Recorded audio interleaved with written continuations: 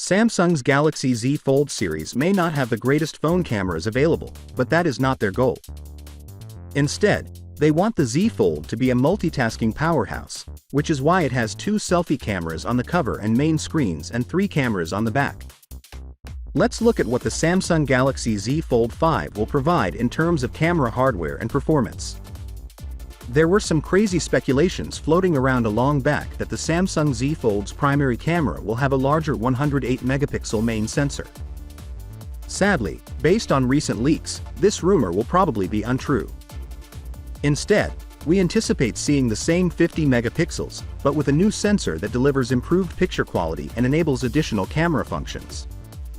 Although some of the reports concerning new sensors are ambiguous about how many and which cameras would get one, it's possible that more than one photographer will get a sensor update. The telephoto and ultra-wide cameras are not expected to get any modifications.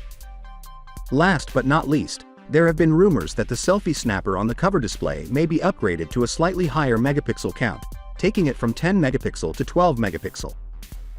This would once again need a new image sensor to power it.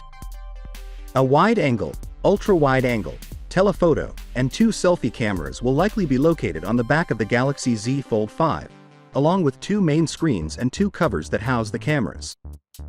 Here are all the anticipated cameras for the Galaxy Z Fold 5 and their megapixel counts: 50 megapixels, ultra-wide 12 megapixels, telephoto 12 megapixels, cover display fold 10 megapixels, and inner display fold 4 megapixels.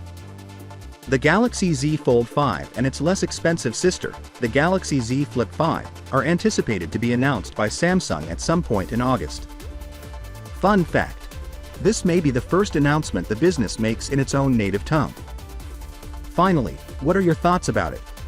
So with that being said, let me know your thought in the comment below, and if you are new here, please subscribe. Peace out.